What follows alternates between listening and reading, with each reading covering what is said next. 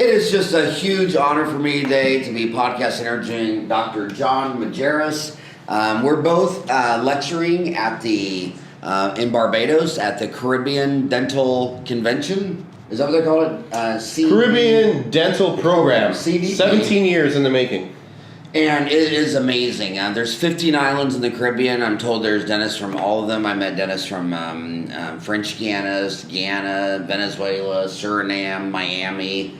And my gosh, John here had a most interesting warm-up lecture. It was about, what, 10, 15 minutes long? Yeah, about that. Can we play that at the end of the podcast? Yeah, I think we should. Yeah, I would love it. This guy is amazing.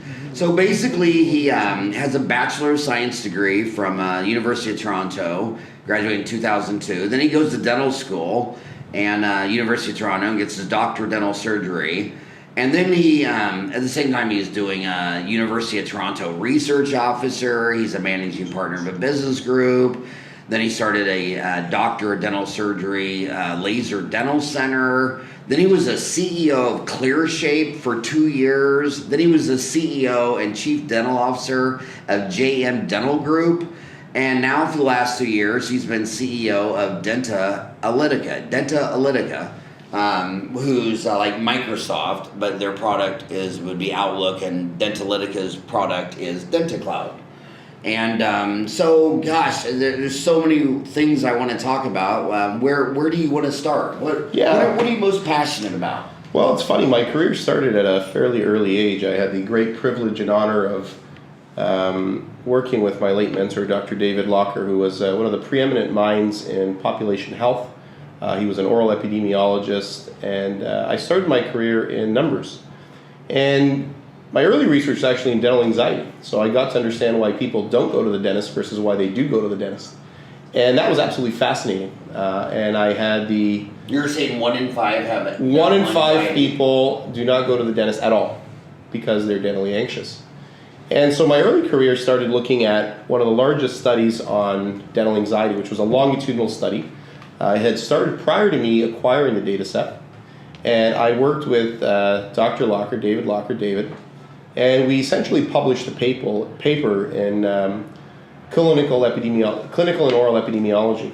And the irony was that in third year of dental school, it was assigned reading. So the paper I had published when I was 18 years old was assigned reading when I was in third year of dental school, which was pretty cool. And what I got to learn there was that understanding numbers lets you have insights into how people behave. And one of the biggest predictors of individuals not going to the dentist is lack of trust and lack of communication. And it actually, my first degree prior to getting into research was in behavioral evolution at the University of Toronto. I did an undergraduate degree. And so I was always fascinated with the unconscious mind.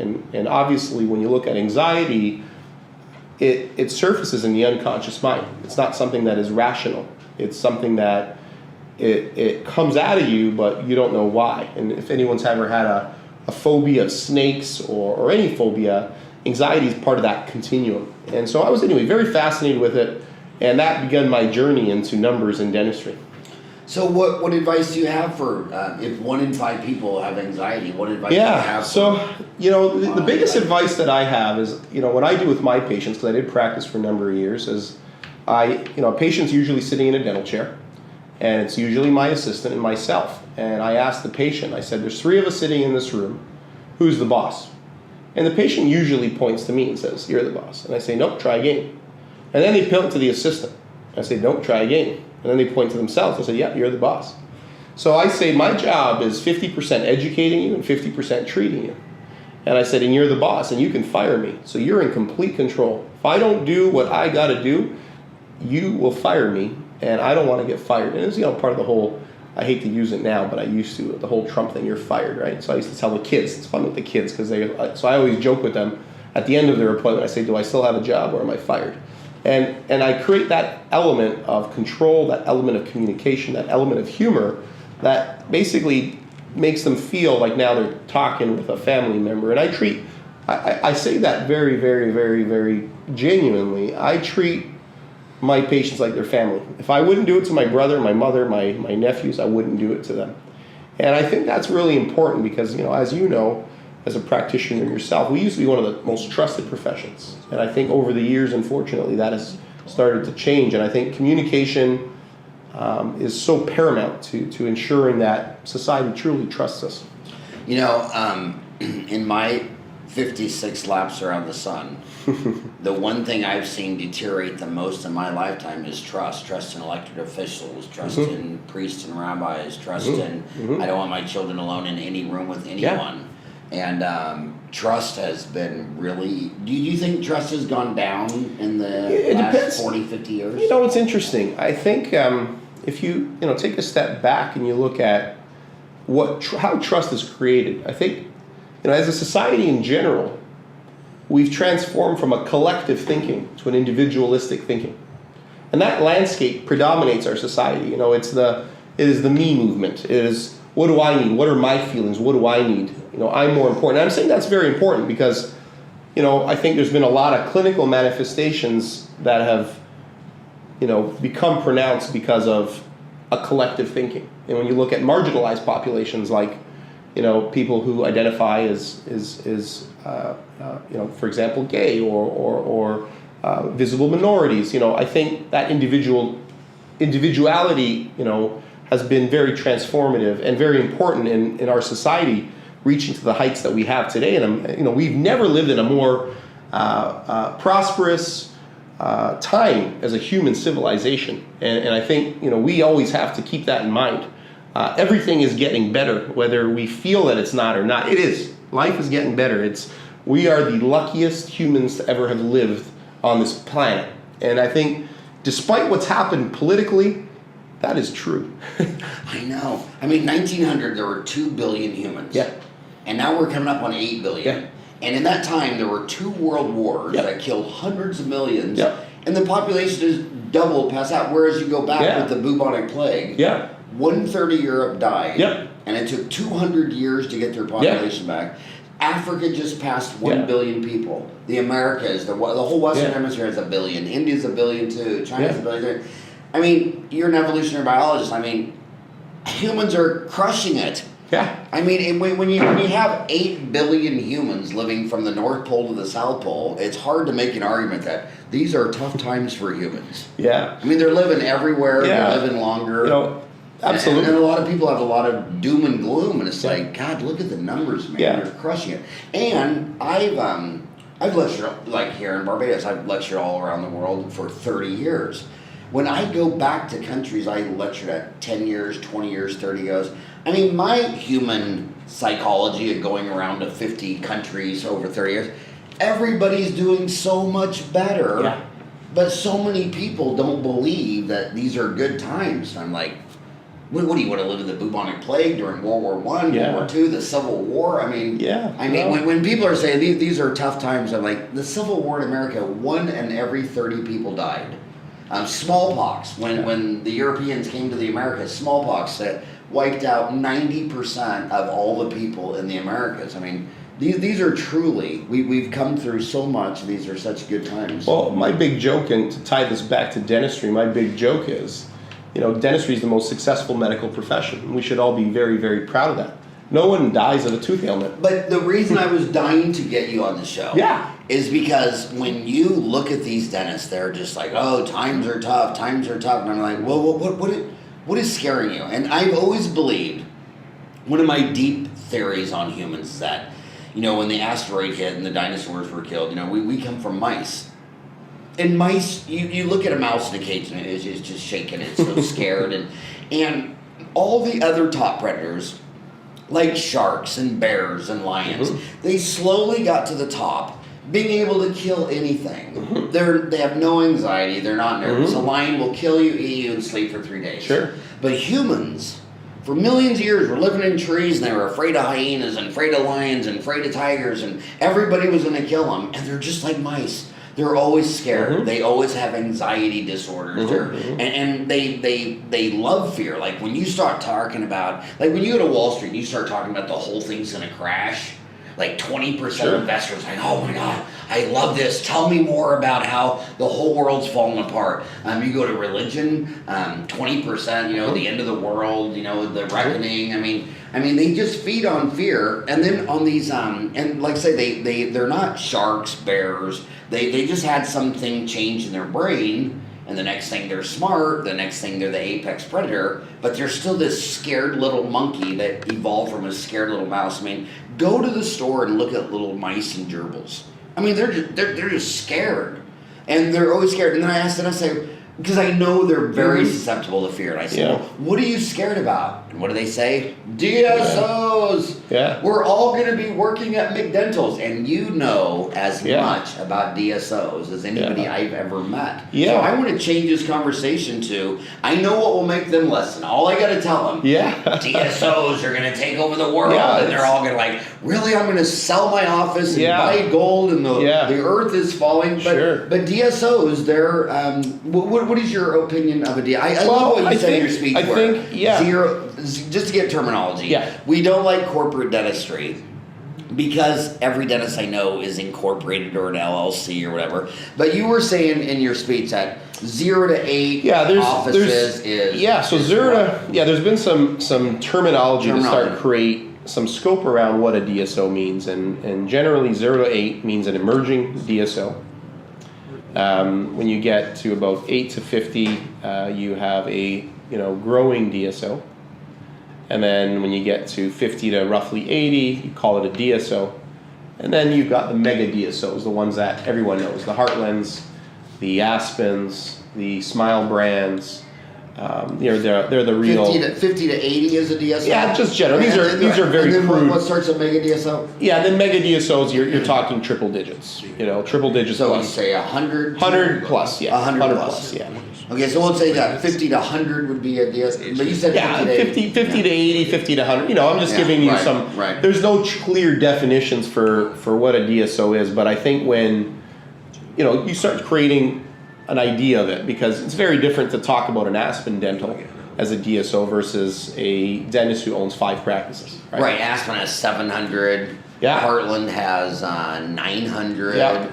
Pacific has 500. And now they're coming to the east. And what's the one in England? My Dental. England, well, there's a couple. There's Oasis. They've merged, and so private equity's done a lot of roll-ups over there. Oasis was a big one. There was My Dental's another one that did a roll-up. I haven't followed the UK space as much. When I was an academic, I did a lot more work. My late mentor that I mentioned earlier on was from the UK. He graduated from Sheffield.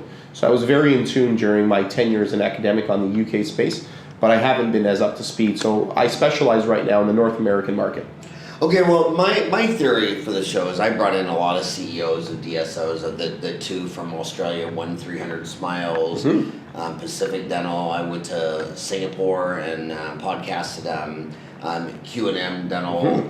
I've had Heartland, all of the DSOs, because my theory is, man, if you're running 500 dental offices, surely you might know one thing that a dentist running one office. Yeah. And so my homies are all over the board. There's a lot of them are DSOs. Yeah. I know a lot of DSO people are big fans of the show. But if I can point to one fundamental difference that I think will change how your traditional dentist thinks about things. A traditional dentist, their client is the patient. When you're running a mega DSO, the Heartlands, the Aspens, the Pacifics, the Coasts, your client is your associate. Because the limiting factor to your success is the ability to keep a dentist who's happy, motivated, productive, efficient, and they're not an owner. So, as owners, and a lot of us got into dentistry because of the ability to answer to no one. You're a big fish in a small pond. You mean they were all single, none of them got married? Yeah. Well, I got thoughts on that, but we won't go there on this one. We won't go there. That's Dentistry Uncensored. But so that's a big fundamental difference. So, the CEOs of the Smile brands, the Heartlands, these organizations, they're built and they're succeeding on the ability to train maintain and grow dentists. Because that's the limiting factor. That's where the if you look at supply and demand and traditional accounting, you know, that's where your limiting factor is, right? There are roughly 200,000 dentists in in the U.S. and all of these DSOs are competing for those 200,000. That's a limiting factor, and they're not growing. That's pretty stable. In fact, Chicago had a dental school that closed down, so your supply actually just went down. So, and the reality is that you're always Northwestern. Absolutely, that's right. And so when you look at the dynamics that exist in the market, I mean, the number of dentists, and graduating dentists is a very expensive business proposition. So the number of dentists graduating isn't growing. And you also have Canadians that come south of the border, because we only have dental schools north of the border. And, we're based out of Toronto, and we're a Canadian firm. And so we have a lot of Canadian dentists because we only have 10 schools that come south of the border, but then they come and practice back in Canada. So that actually takes a spot of an American dentist, right? And so, and there's all kinds of interesting politics about that because of tuition costs and so on, but we won't go there. But anyway, the bottom line is who your master is, because we all have a master, be as sure as we're standing here. The master of us is private practicing sole proprietor dentists is our patients.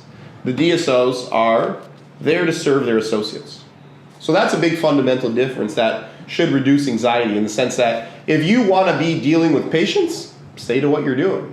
If you want to be running a DSO, well, you're going to start having to worry about associates. And it's a whole different animal. But the one thing I think that the private practicing dentist does at DSOs that's not fair at all is when you have 500 offices, you live under a microscope. Yes. And the DSOs know they live under a microscope. So their infection control policies, everything is so much more sturdy because of that. But when an individual dentist does something wrong, finds out his autoclave hasn't been working for 3 months, and they don't do spore testing and all this stuff, the dentist never really anchored to that. But gosh darn, if a DSO does it, everybody's screaming in the media, and the dentists are all screaming all this. Yeah, I mean, so they don't get a fair shake, and they live in an aquarium. And I got a lot of homies out there, that are really good guys, but they don't have the protocols for all the things that sure. But so I want you to address something that you know a lot about, and that is the red flag that none of these companies can go public. Lyft loses $1 billion a year, and they just went public. Uber's going to go public. They lose $2 billion a year. And I saw this from 94 to 2000 when the internet, disco, and all these companies, no one was making money, and the stocks kept doubling and doubling and doubling. So my point blank question is, how come not one single DSO has done an IPO on NASDAQ and has been a publicly traded company? That's a great question. So let's look at the history of DSOs, okay? And actually, the original DSO, as far as I can tell from my readings, and I was born in 79, but one of the original DSOs actually came from Canada, out of Toronto, and it was a company called Trident. And Trident was national in Canada. They had started by another Howard, Howie Rocket. Bingo. And Howie was named after Howie Rocket. And just as an aside, Howie was such a trailblazer that he brought the Royal College of Dental Surgeons to the Supreme Court because they didn't allow him to market. They didn't allow him to, and he won. He won one of the biggest judgments in Canada, and it transformed the industry. Okay, he was a real trailblazer. Was that 73?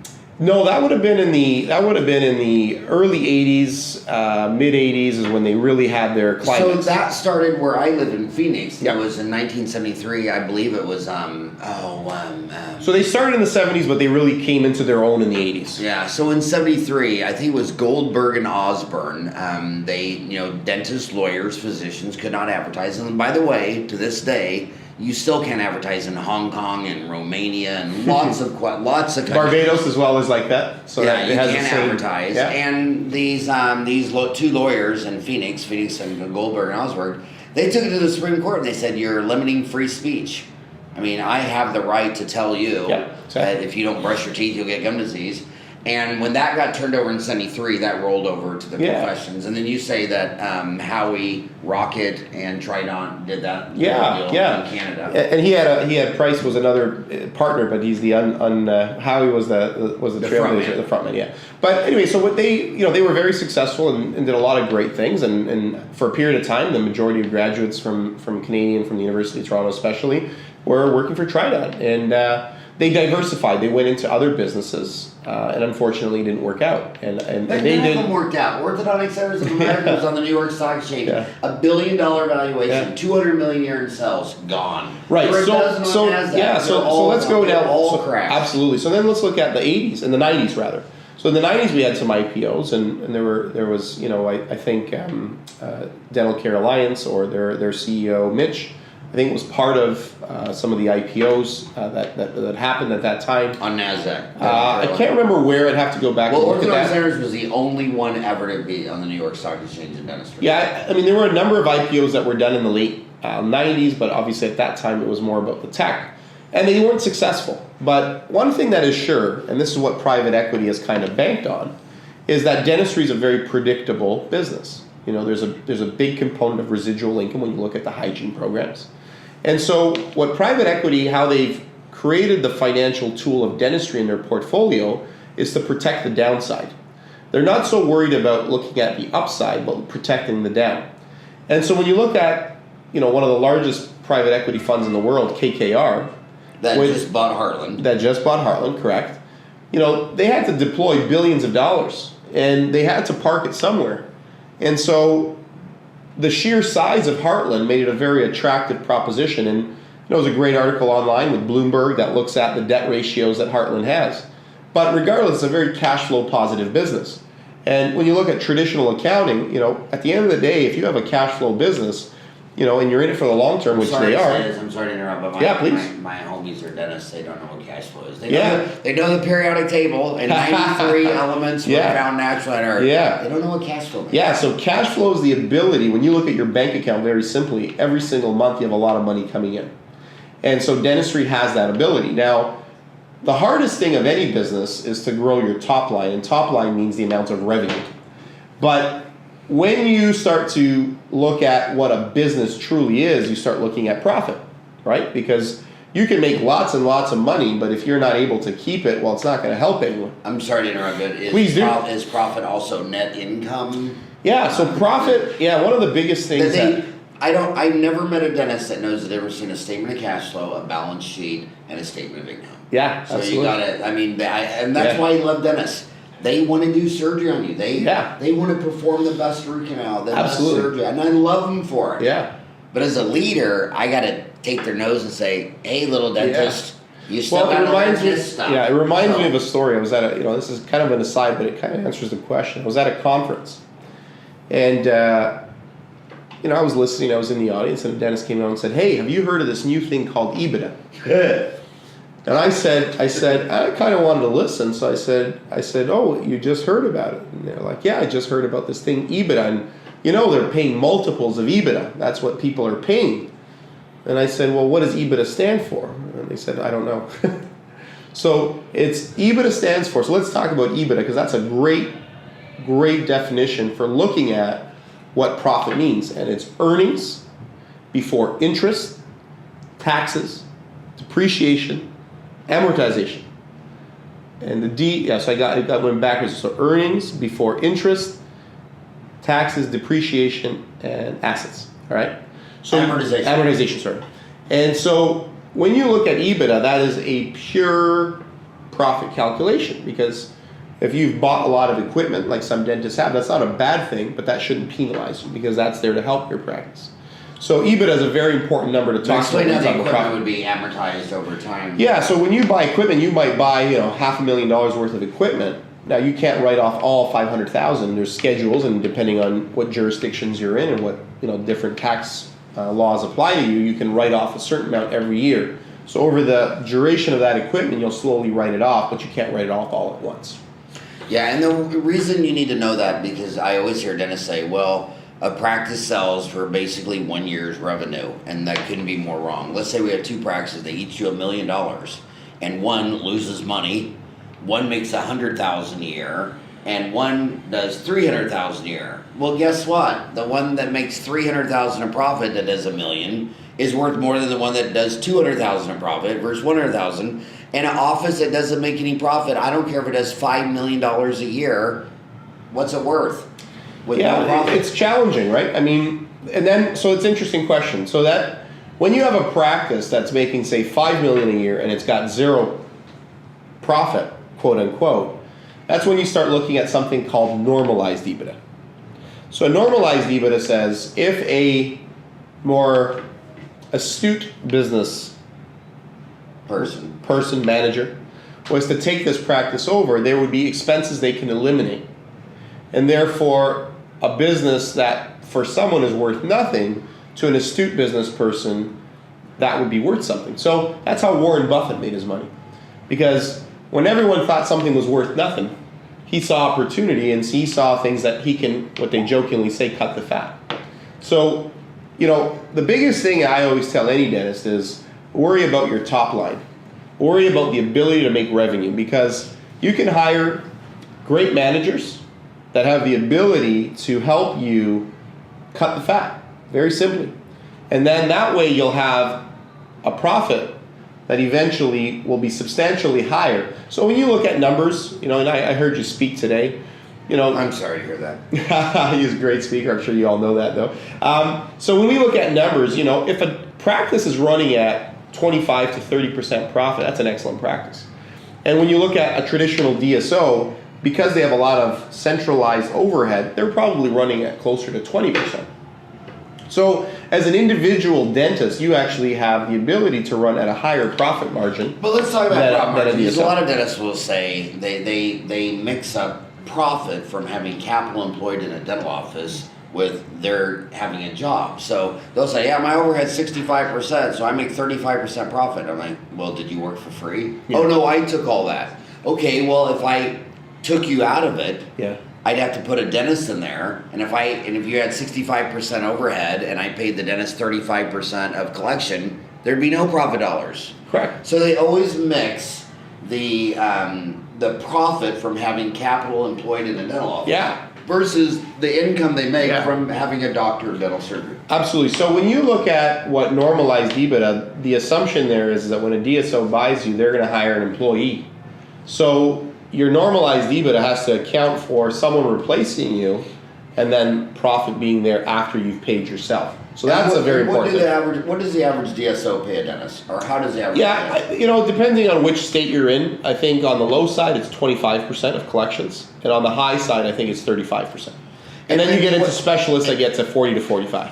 And what is the difference in, I pay mine 25%. What is the difference between 25 and 35%? Is it supply and demand? Is it the state? I think it's a function of supply and demand. It's a function of what clientele the practice has. If you have a practice that's doing substantially more crown and bridge, you could probably get away with paying a slightly lower percentage of collections because the production daily is going to be higher, right? Because your per hour time in the chair is worth more. So I think dentists need to evaluate that. And if there's some practices that are looking to expand and they're evaluating how to bring in an associate and what to pay them, I think they got to look at what is the going rate for a dentist. So for example, the analogy I use is, say a dentist, you bring an associate in, and at the beginning you only have, say, $3,000 of production. Well, you got to do the math. You say, well, will a dentist work for me for paying 25%? Will they work for me for $750 a day? And they will in big urban cities, sure, and they won't in rural. Exactly. And that's the other thing, right? The percentages you're going to pay depending on where you are geographically will also make that decision. But the biggest thing that I say is, you've got to look at your colleagues in the area.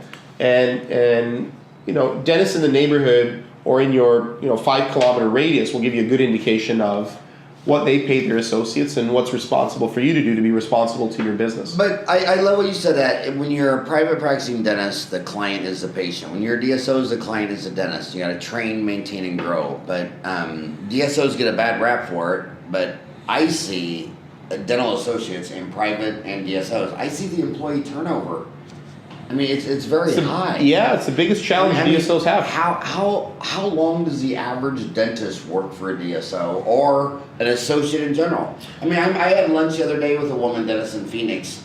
She's never worked for a DSO, but she's been out of school 5 years. She's worked for 5 different dentists for 5 years. And I've always said, and I'm not joking, dentists make horrible employees. Sure. Yeah, I think it's interesting. I mean, one, you have a very highly intelligent employee, right? So they know they have options. They're empowered because of that intelligence.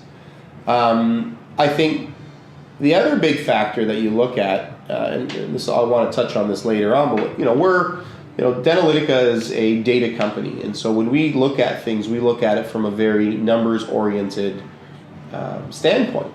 And so, what we say is we talk dentistry through numbers. And you look at the feminization of the profession currently, 70% of new grads are female. Okay, so that's a huge. What percent? 70% of the new grads are female. Where? Across North America. Across North America. North America, United States and Canada. That's what the latest census data show. Now, again, you'd have to follow that. We just did a podcast. The one before you was 4 women dentists that all graduated in Saskatchewan or Alberta. Yeah. And so the feminization of the profession has been transformative, and that actually mirrors the university and higher level education in general. But so that's an interesting thing. So to kind of come back, you're an evolutionary biologist. Yeah. Why? How do you think women dentists will be different than male dentists? I think there's a lot of things. I mean, I genuinely, having been a male, I think females tend to be more conscientious. I think they tend to be more empathetic. I think they tend to be. I don't want to get into this whole gender biasing discussion. Please. It's Dentistry Uncensored. Tell me. But I think when it comes down to it, I actually think females make better associates in general. I don't necessarily, I think that's true all the time, but I think as we generalize, I think they do, because I think they're better humans. I think you're right. Males are more. Like when 2 males have a problem, what do? They go right to violence. Yeah. Just duke it out. Yeah. And what do women do? They shout it out. Yeah. Women dentists always complain to me, well, I worked for this man for 5 years, and he'd say, get me coffee, do this, and everybody would jump.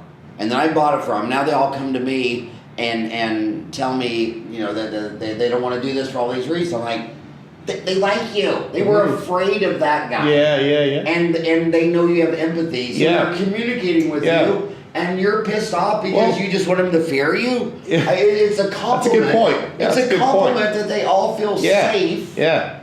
A lot of staff does not feel safe around the dentist. And I've been lecturing for 30 years. They'll come and say, will you talk about this? And I'll say, well, what does your dentist say that? Oh, I never asked my dentist that. And I think, that's just weird. Yeah. No, it's... How can you work for a doctor that you can't ask questions to? Well, and then you got a bigger problem that we talk about there. How can you work with someone that you're afraid of when they're a healthcare professional? That's a whole other discussion. But I think, when you look at females in general, they tend to lead more balanced lives than us guys. And it goes back to hunter-gatherer type of thinking, right? I think women, and again, this isn't true for all women, but a lot of women are, they're motivated to have families more than guys, and I think they like that balance in life. And I think when you I would think the woman would be better with my kids. Yeah. I would feel safer telling a woman how I feel. Yeah. I would be safer to say, well, what if I don't want to spend $1,000 on a root canal? What are my options? Sure. Whereas the man, you're just sitting there like, okay, well, you're the doctor. These are good points, You're the doctor. But fundamentally, I think when we even take a step back from that even, we start looking at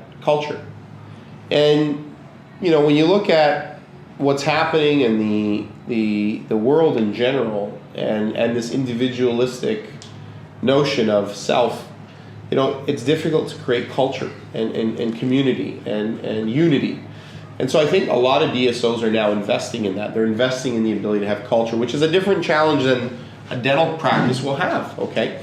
So I guess, here's, coming back to our original discussion, what we've been talking about over the last couple of days as we, kind of navigate this conference and through the various speakers. I think one thing that I can say that with certainty is that if you don't measure it, it didn't happen, or you don't know it happened, okay? It's the whole philosophical argument. Here's a forest and a branch falls in the forest. Did it fall if you weren't there to see it? Well, and that's what I talk about with numbers. So one of the biggest things that I can encourage any dentist to do is measure what you want to achieve.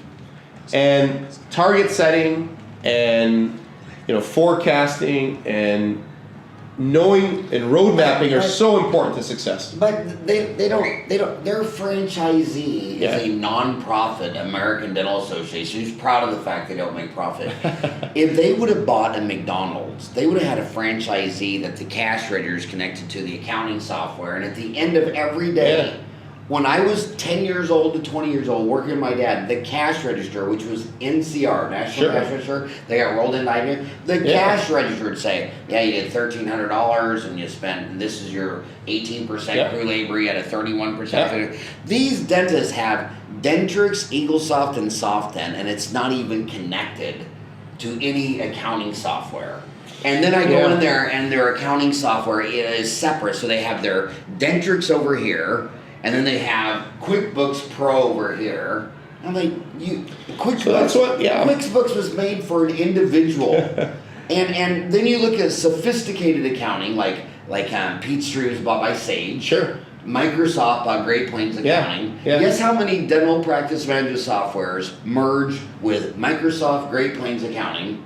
Yeah. But they merge with Windows, And so when you're talking about numbers, I can tell you, I've been a dentist 32 years. Sure. These guys, if they would have bought a McDonald's, a Subway, or a Kentucky Fried Chicken, that software would be there. You're right. So that's exactly what we did at Dentalytica. Yeah. So Stevie Wonder. So one of the things that we did at Dentalytica, and having owned hundreds of practices over the years, and having been in this space, we developed the software to address these concerns. And so what Dentalytica's core product is Denta Cloud, which is a SaaS-based software, which stands for Software as a Service. And we charge a monthly subscription for us to... Of how much? It ranges from as low as $100 a month, and it can get up to $2,000 a month if you get all the bells and whistles. And we have an a la carte offering, so you can choose what makes sense for you. And predominantly, we've been working in the DSO space and with private equities to identify practices. But what we're finding is that there's now an appetite in the traditional practices to start understanding things better. Because, you know what? At the end of the day, we live in one world. And you either evolve or you perish. And that's a consistency that is our reality. And you can either face the music or you will face the music, because the one reality exists. And so we're really helping individual practice owners and DSOs alike, excuse me, start to understand their numbers, start to understand what it means to be successful. So what? Go into more detail. So Dentalytica. Dentalytica, yeah. Dentalytica is the company. Denta Cloud is the product. It's 100. I think it sounds good. Yeah. Do you think it sounds good? Yeah. The band bother you? No, not at all. Does the band bother you? We're in Barbados, so we got to go with it. It's part of island life. Yeah. What numbers are you tracking? Yeah, so I think, we have 3 core dashboards. And one of the core dashboards that we have is financials. We then look at scheduling, and we look at patient satisfaction. So if your numbers, if you start... Okay, you have so financials, scheduling, customer satisfaction.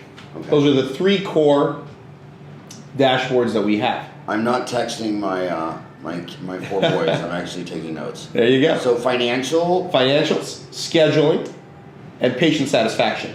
And then what we do when you log on, there's 3 things that you see that are based on these dashboards. You see a grade, which is the grade of your practice. You see the worth, which is what your practice is worth based on traditional accounting metrics.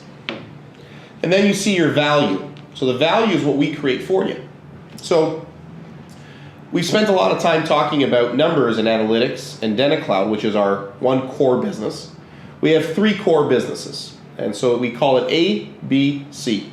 So analytics is our A, and that's where Denta Cloud is. B is our brokerage business. So what we do is we consolidate practices and bring them under the Denta Cloud platform. So essentially you have what was that called? Analytics and then... Analytics. So it's A, B, C. So analytics, brokerage, consulting. Those are our three divisions of our company. And so the analytics is our core because numbers are our common language. And we talk dental through numbers because, you know, it's funny because you have all these different softwares, right? You got Dentrix, you got EagleSoft, you got Open Dental, you got Planet DDS, which I think is an incredible piece of software. We'll talk about it later. Yeah. You want to talk about that now? Why did you like Planet DDS? Well, you like Planet DDS the most? Yeah, I love Planet DDS because Planet DDS has innovative ways of approaching the evolution of the dental market. And they're a cloud-based solution, so they're also SaaS-based, so software as a solution, so software as a service, sorry. And what they do is you don't have any upfront costs, you just pay a monthly fee, okay? And so I think Denticon, which is their software, which is owned by Planet DDS, is an incredible product that makes it very easy to integrate in your practice. And it also gives you access to numbers. And we're in discussions to certify and make Planet DDS a Denta Cloud certified partner. And you know what that organization has done is they were doing cloud computing before, you know, pretty much anyone. They were definitely one of the beginnings companies. But what they do, which is amazing, I was just in San Diego at the ADSO, and they brought together all their users, their doctors, and they listen. They genuinely listen to their challenges and what they need, and they evolve the software for them, and they have a Denticon Summit. And it was just so impressive. They have a family-oriented environment. They listen to their doctors. They grow with their doctors. They empower their doctors, and it was just incredible to be part of. And I had a privilege of joining as we look to engage with their certification process. But to go back to what I was talking about, so you know, analytics is very important, and so what we do is we focus just on analytics. So there's, you know, practice management software is what we all use. It's what we all know. That's the Dentrix, the EagleSoft, the Open Dental, the Planet DDS, and that's practice management software. What we do is we just focus on what the numbers are telling. So we essentially translate. So every single software collects data in a certain way. What we do is we make it all talk one language, and we do that through numbers, okay? And what we basically create is summaries within each of these dashboards for proven systems. So we roadmap success. And what we do is we kind of said, well, there's a lot of software out there, and you know, dentists want to be in the mouth because that's where they make money. You know, if they're performing treatments, they're making money. So they don't want to learn another piece of technology. But they will learn a piece of technology if there's enough, I guess, growth, if there's enough benefit, okay? And so what we did is when we decided to say, what will Denta Cloud do? So there's three things it does. One, it shows you your grade. We all, you know, being dentists, we all had to get pretty good grades. Is this part of the analytics or the brokerage or the... So that's all part of the analytics. This is the software, Denta Cloud. So when you log into Denta Cloud, you're going to see your grade, you're going to see your worth, and you're going to see your value. So right now, you know, dentists spend a lot of time looking at their portfolio on their phones. And guess what? Your biggest asset as a dentist is your practice. And so you should be watching your biggest asset every day, and your portfolio is not that. So we thought, well, what will help them? What will help them engage with the software and make it part of their lives? Like, do you remember the first time you used Windows? Yeah, Windows 95. Windows 95. How fast did you learn it? Yeah, how many times did you swear using it? Yeah. Right? Yeah. So there's a process. No matter, you know, Microsoft spent billions of dollars making Windows 95, and it still was a process for you to learn it. Everybody had to buy CD-ROM. Bingo. Yeah. Right. Everybody, there was all these consultants teaching you Word, Excel, PowerPoint. Exactly, right? But there was an investment, there was a process. So data is now going through that reformation. And so what we decided to do, you know, I'm a Canadian, and I'm a big fan of Wayne Gretzky. So Wayne Gretzky was a great player because... He lives in my city, Phoenix. He sure does. And I was actually part of the Coyotes as well, the organization, the Coyotes for a while as well. You were? Well, he was. Yeah. Yeah, he was. So Wayne Gretzky was one of the greatest athletes that ever lived because he went where the puck was going, not where the puck was. And so we pride ourselves in that at Dentalytica. We kind of want to be where the puck is going, not where it is today. And we're all starting to learn this language called numbers. And, when you look at mathematics, most people are pretty intimidated by it. It's like math, calculus, finite, all the algebra. But really, it's the only human universal language that exists. And so we can all communicate. We all want to be understood. There's a fundamental innateness in us to want to be understood. And so if we can have a platform that we can understand each other, it's numbers. And yeah, it's not sexy and it's not romantic, but guess what? It works. And we all want things that work, And so when we conceived of creating Dentalytica, we said, what are the most important things? And if you look at the emerging trends, private equity is gobbling up practice at a faster rate than ever before, okay? And everyone's talking about what their practice is worth. And in real estate, we have the MLS, the multiple listing service, right? And everyone knows what their house is worth. And when there's a hot market, how many people go and check, my house is worth X or Y?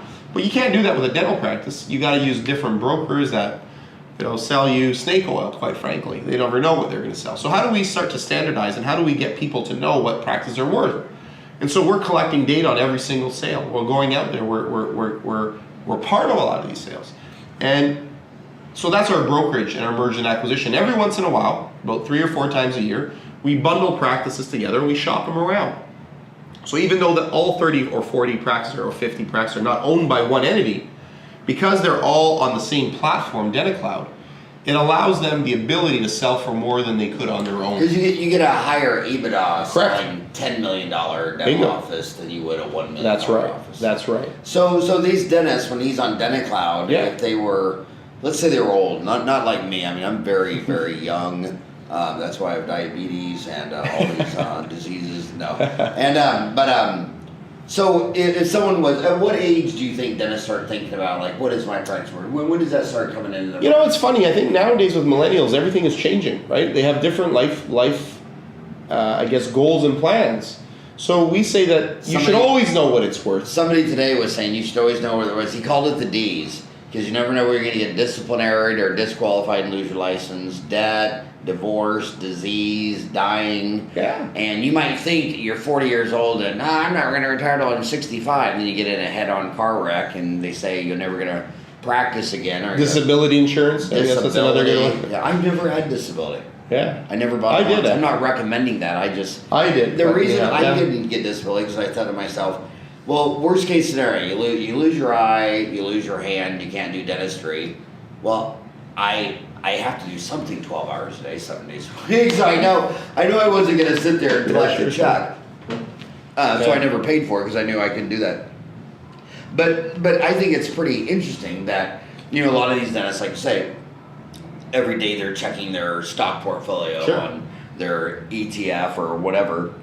Or their lovely stock, and you're going to make it so they can check the value of their practice. Yeah, which is their biggest asset. And then the other thing that we do is, like, obviously, as they get a grade, what do we do when we were in school? If you were an A+ student, you didn't get a tutor.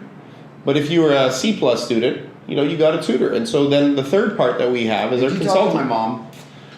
This is getting too close to home. I think you call my mom. So we call it our tutoring service, which is affectionately known as consultant.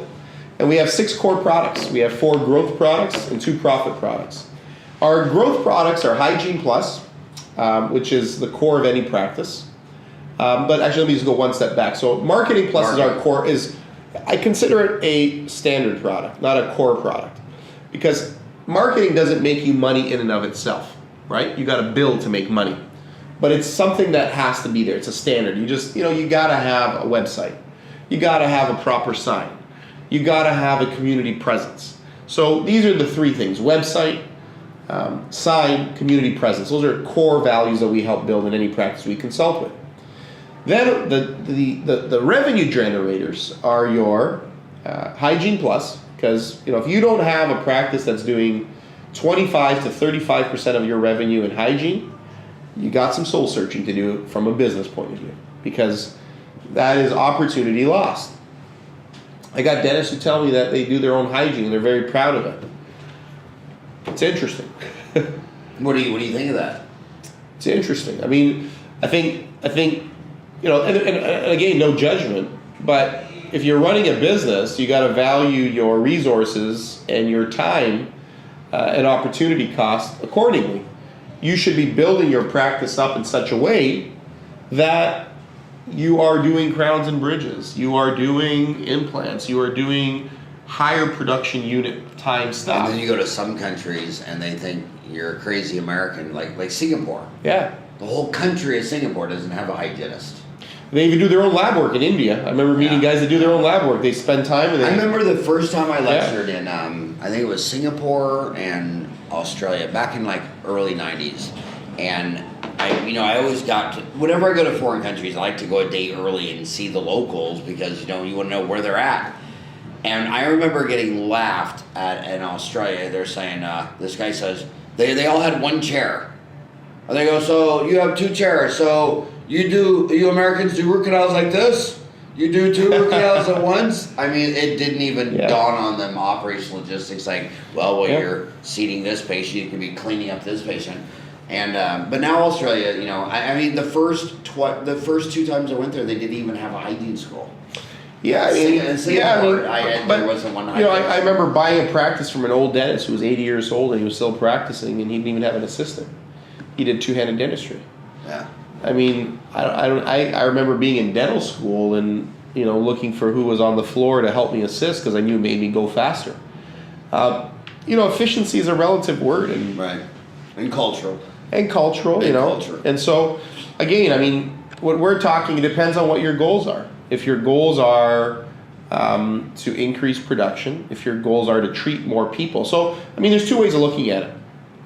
When I look at someone making more money, I'm saying, for the most part, you can talk about it being unethical, but for the most part, they're providing more services. They're helping more people.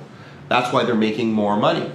And if they do it over many, many, many years, you now know they're good dentists because they're doing it for a long time and they're helping many people. And when you look at access to care, the ability for you to process patients increases the ability for people to have services available to them. And if we're talking about the supply of dentists not increasing in proportion to the population, by some measures you can look at that. At the end of the day, your ability to produce more services is completely indicative of the ability to offer access to care to your population. Everyone always thinks of access to care as a socioeconomic marginalized issue. But access to care, you could be the wealthiest person in the world. If you're terrified and you're part of that 1 in 5, that's an access to care issue.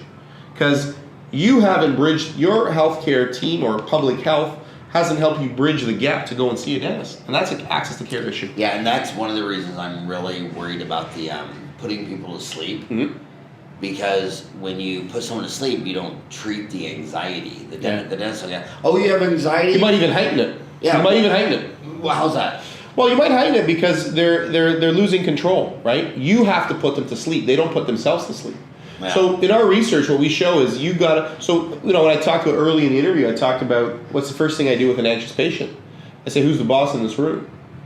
And, no, try again. So, the assistant? No, try again. The patient. There you go.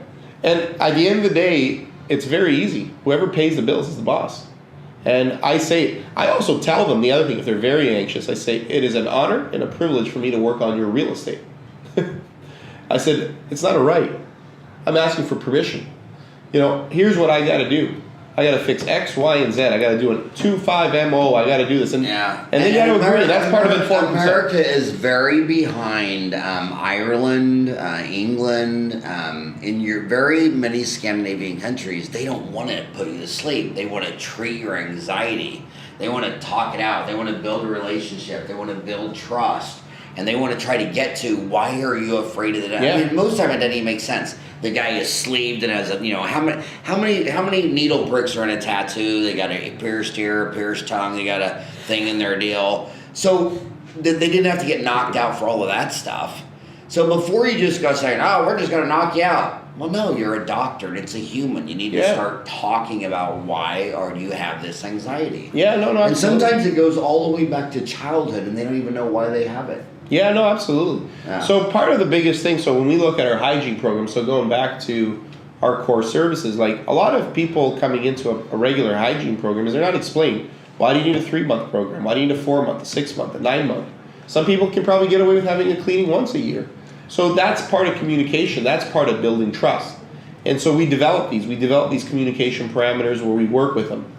And then we follow it up. We look at it. We look at opportunities. We look at what they've committed to. And is there follow through, right? How many times do you sign up for the gym? How many times have you signed up for the gym?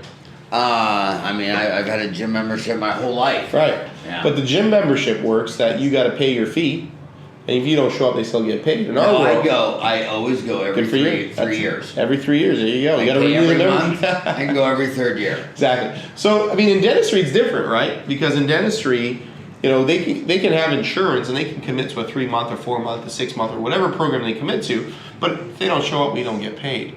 So obviously, there's been a communication breakdown when they don't come in, and so that's a failure. That's a failure, as the movie says. We got a failure to communicate, right? And so what we got to see is how do we help our patients understand the importance of regular periodontal scaling, root planing, and how do we communicate that? And how do we get our hygiene team to do that? So you're doing that now. So you have you have a company, ABC. Yeah. And it's analytics brokerage consulting. Yeah. So the analytics is the Denta Cloud, right?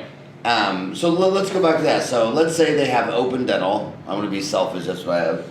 Yep. So they have open dental, and I do all my accounting on Sage. Yep. Which used to be Peachtree. Yep. I tried to get my staff to go on Microsoft Great Plains. Yep. Because Microsoft's a bigger brand name, and I thought I should be doing this big brand name, but my staff they're like, Howard, we don't like it. You don't like Sage. They like Sage. So this dentist, say is on the most common is probably what, Dentrix?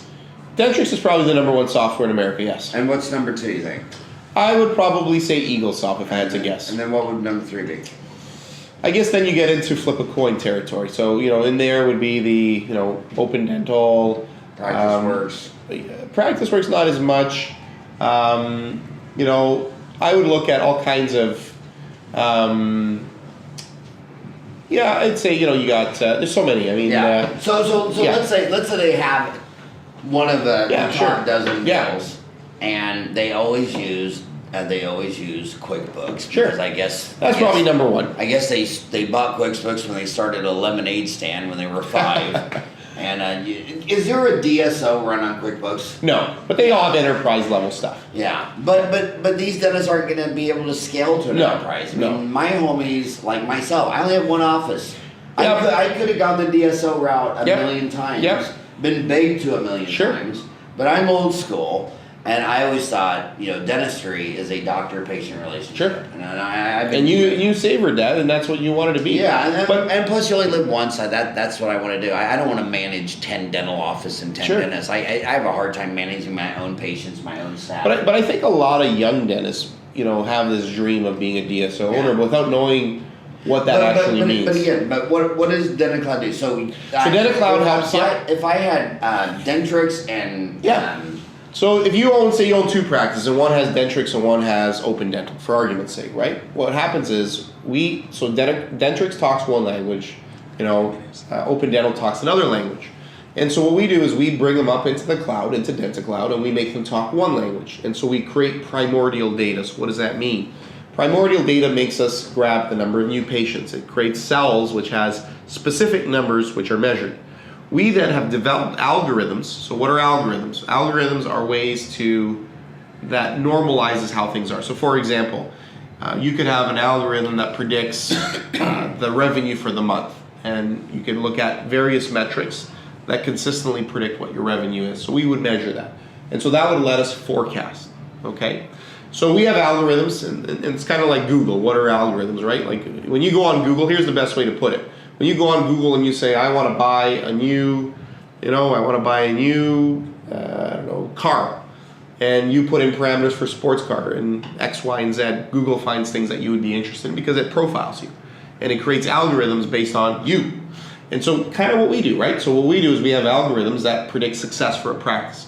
So I jokingly tell people when they say, what do? We say, what Google does for you to find the right product, we do for you to create a successful practice. all right? And that's what Denta Cloud does. So what Google is to the consumer, Denta Cloud is to the practice, right? And so then we give you a grade, and we want you to follow the footsteps of proven roadmaps to success. And we help you along the way. So there's questionnaires that you finish when complete when you first log in, and then we help you achieve those goals. Now, if you can do it on your own, well, you're great. Just like when you learned calculus, or maybe you didn't learn calculus. But if you got an A, I was actually Sir Isaac Newton's teacher. There you go. How old I am. There you go. So if you got a good grade, well, you didn't need tutoring. So then what we did is we basically created a consulting service. So we actually started in consulting. That's my background when I was a researcher, and I was in the consulting space. And so what we did is we basically we tutor you to help you get to your success. And we have different programs that, usually they're about 12 months, and we tutor you for a year. And then the goal is that we get you to a point that you can be successful on your own. The brokerage part of it came in because people will start adopting something if there's enough of a carrot. I jokingly say carrot, but everyone wants to know what their practice is worth. So that's a starting point for you to use the software. It's like Word. What's the first thing you learn how to do in Word? Well, you start typing. Then you learn how to bold something. Then you learn how to underline something. You learn how to print something. So we wanted something there to make it a sticky product. And at the end of the day, everyone wants to know what their biggest asset is worth. That is an absolute reality. And I always jokingly say you put 10 buttons on this wall, and one of them was, how happy is your wife or your partner? Where's your next vacation, et cetera, and you put what is your practice worth? They're all going to click on what's your practice worth, right?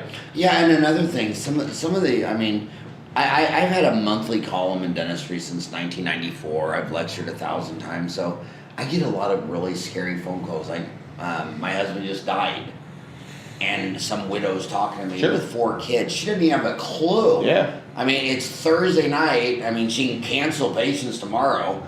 But if she was on this, she would be closer to liquidity, wouldn't Absolutely. There's a constant, and they can actually click a button. There's a constant liquidity event that they could be part of. Explain what liquidity means. So liquidity means the ability to create an asset that has no cash value tomorrow, and to making it a cash value tomorrow. So never let your money get too far from cash. Bingo. And so the idea is that you could have a house and it's worth something, but until you sell it, it's not cash. So you don't know what that house is worth until you put it on the market. Whereas with your... And then you only got one person's opinion. Exactly. You called this realtor because you sat by her at church, so you hope she's good. She might be the worst realtor in all of Arizona. So when you're part of Denta Cloud, we're constantly evaluating and creating data that shows what practice has sold. And as we grow our client base, we're going to be able to be zip code specific, postal code specific in Canada. So then that way, like the MLS, you know what you're worth. And so... So are you a Canadian play or a U.S. I think play? we're both. I think right now we have a much firmer grasp of the Canadian market because of our origins. We're continuously growing our footprint in the United States. And so we fully anticipate to have full coverage across North America. We have some strategic partnerships that we're continuing to grow. And as time goes on, I think we're going to have the ability to offer a consistent level of service across all of North America. I can't believe we went over an hour. And then I want to start now. I'd like to play your keynote speech. You open this convention. Yeah. With a 10, 15 minute speech. Yeah, about 7 to 10 minutes. Yeah. But in the future, how could you teach my homies more? Yeah, I'd love to. I'd love to come back and start talking about some of the basics of numbers. We all learned how to add and subtract and multiply and divide before we start to learn how to do algebra. So I'd love to get into what are analytics, what is machine learning, what is AI.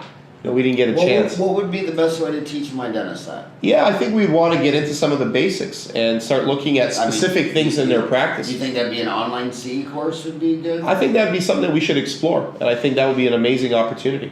Yeah, you don't have to motivate a dentist to go learn how to do Invisalign or CAD, or if the course has the word occlusion in it, oh my God, they'll fly to Pankey and Spear and Coyce and Ross Nash. And is there any way you could add occlusion in the name Denta Cloud? Could it be Denta Occlusion Cloud? And that's why I love my homies. Yeah. I love the fact that they love their art. Yeah. They do surgery all day with their hands and objects. I love them for They're that. sculptors. Yeah. We are sculptors. Yeah. But I've got to try to get them to do the dirty numbers Yeah. stuff, and they just don't naturally. I Yeah. mean, like I can go into a room of 1,000 dentists and just ask basic questions like, okay, we're in April, so the first quarter, how many incoming calls did you have? No idea. So now we have technology. Nothing. So we have technology on Denta Cloud that actually looks at your phone calls, that records your phone calls. Which I think is the most important. Yeah. So we have that ability. How important do the DSOs think the incoming calls? 100%. I mean, oh my God. 100%. It's paramount. They can tell. But also not only phone calls, voicemail. but not only phone calls. Phone calls is that's the traditional.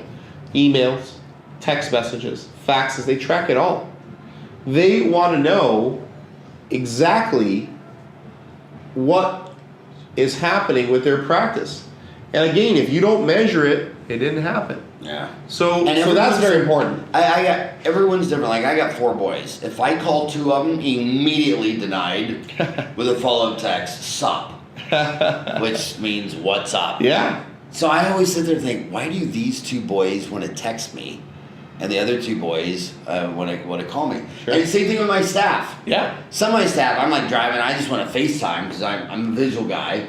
And I got 50 employees, and there's a lot of them that do not want me to see their. Yeah. And I don't know if it's they're at home or they're whatever. But so people are very complex. Yeah. And they're very different. Some are texters, some are emailers, some are phoners. Yeah.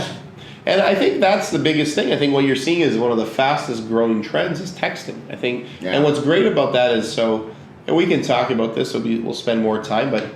We work with Stanford University. We have a flagship program that we're building. We work with Creative Destruction Labs out of the University of Toronto. So if you want just a couple of teasers for hopefully our next podcast. So we have a group out of Toronto that has written machine learning code that can diagnose an x-ray with one click of the button. And it can see decay, it can see pathology, it can see all kinds of things. So, that's pretty powerful stuff. So you can get a second opinion. You can also have the ability of a patient to basically subscribe to the service.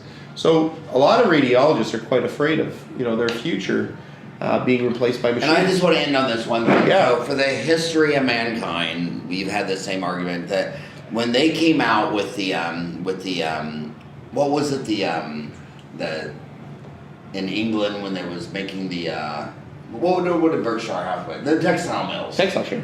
Oh my God, the genie, the cotton genie. Yeah, the cotton genie. I mean, every time when the cotton genie came out, it was going to destroy all the jobs, and they were mobbing. Cars. Henry Ford is the biggest one, yeah.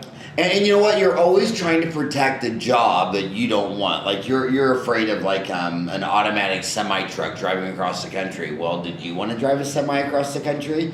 Yeah, a tractor and farmers. Sure. You know how boring it is to drive back and forth. 8 hours a day planning, and you're always trying to protect something that nobody wants to do. And when you automate that job, it increases your productivity. And no one would be a dentist 300 years ago when everybody was doing agriculture. You're right. Now that you only have 3% of Americans growing all the food, well, we got to be able to leave the farms and become dentists and hygienists. And if we all had to plow the field of the right. The funniest story was when Milton Friedman, Caterpillar lost an account to India because the new Prime Minister of India doesn't know economics, and he canceled all the equipment orders because he said, I got 1 billion people, they need jobs. Come to work, sure. So they hired Milton Friedman to send him to India, and they said, what's up? He said, well, these people, if they buy a tractor, it's going to get rid of all these jobs, but if they're doing it by hand, then we'll have lots of jobs. And Milton said, well, if that's your theory, then take away their shovels and give them spoons. And then Milton thought, well, that's... Well, it's interesting. We started this podcast talking about how we are in the most prosperous of times. We have 8 billion people. And the reason why is specialization. When we were hunters and gatherers, everyone did everything. Everyone, it's the old saying, what is it? How's the saying go?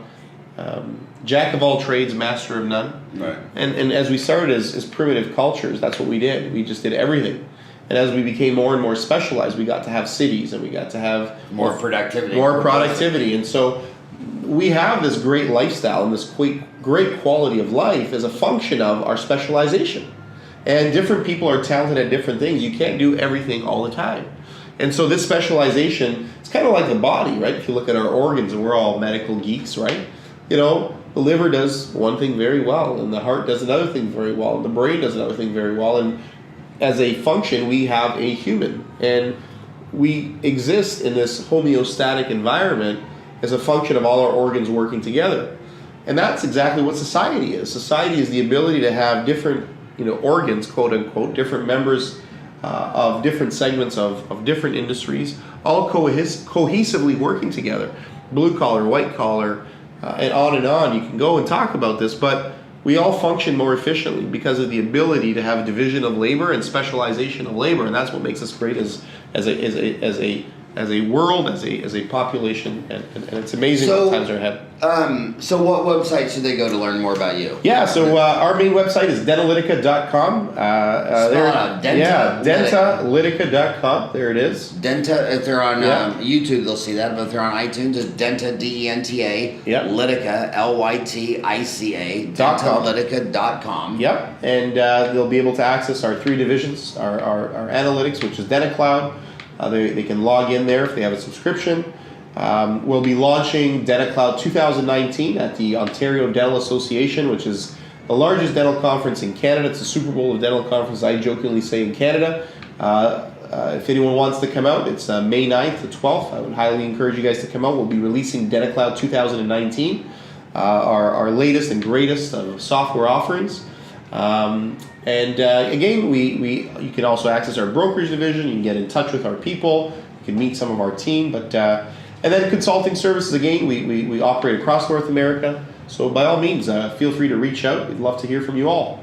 And his name is Dr. John Maggirias. Yeah. Is that Greek? It's Greek in origin, absolutely. I spent a big part of my life over there, and proud heritage. And any relation to Socrates, Plato, or Aristotle? I think if we go back long enough, hopefully. But we're farmers. I came from a farming background, so who knows? It was an honor to podcast you. Pleasure. Absolute pleasure. Thank you so much. Thank you so much. Good evening all. Protocol already being established by Dr. Eastman. I now take over, although I think Dr. Eastman has really given us a real idea of what we're here for and what he believes. As Dr. Eastman intonated, he and I are kindred spirits. We're both passionate about continued education, development, and growth within our profession. My duty this evening is to be Master of Ceremonies. I will be doing that obviously to make sure that the evening continues to run smoothly. But I will start off by saying that in his book, I read a book by an American surgeon called Atul Gawande. It's called Better. I don't know if you've ever read it. And one of the phrases that stuck with me when I read that was betterment is a perpetual labor. And as you spoke about betterment, the reality is that we're gonna have to be always at it. I think it's a calling. And there are many of us who come here year after year who believe that is part of our existence, where we're constantly looking for better. Our charge, of course, is to spread that throughout our profession and allow the others in our profession who are not here today, who might not be here this week, to understand that for us to improve, we have to do it together. It's no point 10 of us coming here and the other 15 not being here. We all have to work together if we really want to improve this profession. This evening, we're going to have a Dr. John Maggirias. He is the CEO of Dental Analytica. He's going to be giving us some remarks. I met John a little while ago, and he was able to give me some insight about his company. And he has a very interesting company using data. And data can be very overwhelming. For any of you who've done any statistics or analytics and have nightmares about programs like SPSS, as I do, sometimes data can be a little bit intimidating. But those of you who like data can use that data to really help solve problems and come up with solutions in ways that are faster than it takes if we try to work it out and make several mistakes along the way. It seems as if John's company has the capacity to do that. His company uses the data to improve access to quality care and also to create performance-driven solutions. So I really look forward to hearing from John and how his data can help us make better decisions. Dr. John Maggirias.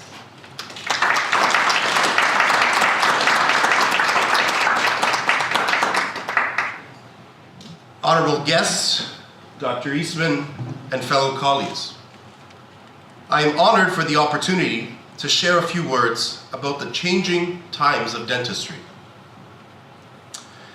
As dentists, we are gatekeepers of the body, and we need to be guardians of the profession alike.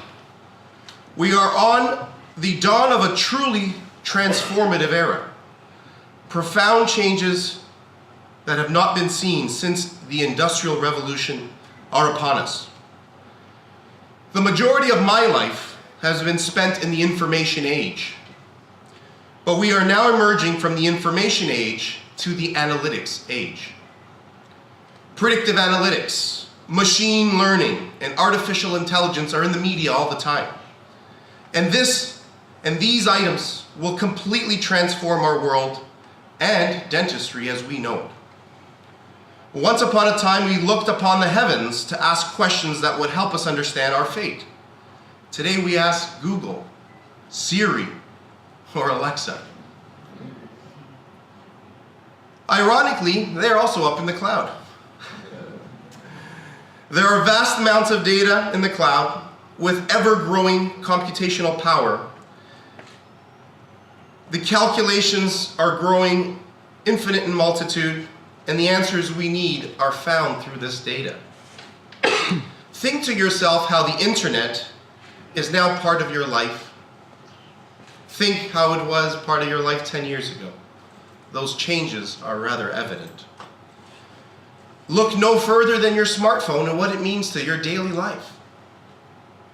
Will our smartphone one day know us better than we know ourselves? These mainstream technological transformations left me wondering how this will impact the dental profession. In the last couple of years, I've developed strategic partnerships with the University of Toronto, where I once served as a research director in the Community Dental Health Services Research Unit, and I studied population data. And back then it was all about SPSS and statistics. But times are changing. And if anyone worked with these software programs, you'll be keen to say that we did big data before big data was big data. We've also partnered with Stanford University and have developed aggregate data to help understand what is happening in our profession through numbers. The University of Toronto recently got $100 million as a donation from Heather Reisman and Gerald Schwartz, who are friends of mine, for funding an AI institute. The work of the Creative Destructive Labs, which sounds pretty interesting, but the work that they've been doing has been transformative in developing companies in AI, a think tank, if you wish. So how do we navigate the changing times of dataism, algorithms, and pivot to the new world of artificial intelligence? The carbon age of life has been around for millions of years, and we Homo sapiens emerged 200,000 years ago. But silicone chips have only been around for 50 years. And their exponential rise leads me to believe that artificial intelligence is just around the corner. And I've seen it firsthand on the campuses of Stanford and Silicon Valley and my alma mater, the University of Toronto. And how is dentistry prepared to evolve in this capitalistic society that is built on evolve or perish? Will humanoids, as seen in shows like Westworld, be the front desk staff of tomorrow?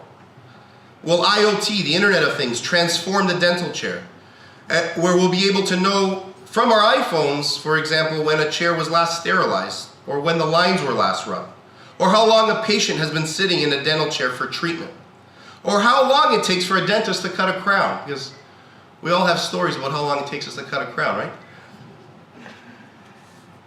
Information is going to be where we need it when we want it, and patients are going to start to demand this information, this transparency, and those times are upon us. My firm, Dentalytica, has been working on just these questions. We are building the first dental data bank as a non-profit organization to house patient data in anonymized aggregate form. To create the largest data bank in the world is our hope. We are pursuing this with Stanford University and Silicon Valley in a collaboration with Microsoft. Dentistry is the ideal model for understanding how to monetize data in the healthcare platform. Why? Because we have low mortality and morbidity, which makes it very predictable. So when you create a model, that is the ideal. We want to use this data bank to improve quality of care and, equally as important, access to care. But how? That is the big question, how? When it comes to data, I believe data will do what currency, i.e. paper money, did to gold and silver coins once upon a time. I believe the political agenda of monetary policy is out of check, and it is driven by motives that unfortunately are not aligned with society's interests. Data is becoming our new currency. We all say information is power. Now we can say this literally. Currency has to buy information. One day we'll skip that process. We don't need to buy the information because the data is in and of itself the information. Look at Google, look at Facebook, look at Apple. Why are they acquiring so much data? It is the future. It is the future banks of the world. When a machine is asked to visualize things like, for example, how many people are sitting in this front row, it has a very difficult time. If you don't believe me, ask Alexa, ask Siri to do that. It can't. But if I was to ask Alexa or Siri to calculate 3,552 times 442, the answer is just like that. And so, how do we negotiate silicone machines and carbon beings like us that have different abilities? And how do we negotiate living in a material world together when we process things so differently? Madonna in the 80s wrote the song Material Girl. I'm sure we all know that song. I hear she's coming out with a song, Digital Girl. Well, I don't think she is, but maybe she is, but I can't confirm it. But that's our new reality. Dentalytica started this journey in Palo Alto, where Silicon began, and where dataism and algorithms had the most profound impact in the rise of Google. Here we learned that data and health are the future. Stanford is so invested that they recently created an AI for Health Institute to foster this understanding better. We are in the process of developing a flagship project with Stanford. So imagine this, you press one button and your radiographs are reviewed and a diagnosis is formulated with 100% accuracy. Imagine having access to the best radiologists in the world with one click, and those radiographs have the algorithms of that radiologist imprinted in the technology. Imagine patients can access their records from their phone. Imagine knowing Carrie's risk profile when you first meet a patient, because it's on their phone and they beam their information to you. Imagine insurance policies that are democratized and risk is more evenly distributed across the population, because individualized data permits this. Imagine building a system where we are paid to maintain health as opposed to always just treating disease. This, my dear colleagues and friends, is a world I dream of a world I'm working on and building with my team at Dentalytica. A world where more people can smile because we know how to gain insights into our oral health thought through the data systems we are building. Through the democratization of dental data, leading minds can build systems that are built to reward kids and adults alike for being active participants in their oral health. How, you ask? That technology exists today, like IoT toothbrushes. Does anyone here have an Oral-B toothbrush or a Philips toothbrush that keeps track of how you brush and how often and the time, and it rewards you? So imagine now that you get rewarded with loyalty points for that. Imagine when you go to your dentist and you leave and you don't have a cavity, you get loyalty points for that. Now we get loyalty points when we buy fast food. We as a society and as guardians of our great profession need to create an environment of oral health promotion and rewards to incentivize positive behavior. We need to devote more energy in developing a health system and not a disease reactionary system. An ounce of prevention is worth a pound of cure. We need to be paid to maintain health and promote health, not just deal with the ill effects. We now have the technology to do just that. Dataism is giving us insights 365 days a year, 24 hours a day. Let's harness the power of dataism and build a world where barriers to access to care are eliminated and quality of care knows no bounds. Together we can build such a world. Thank you.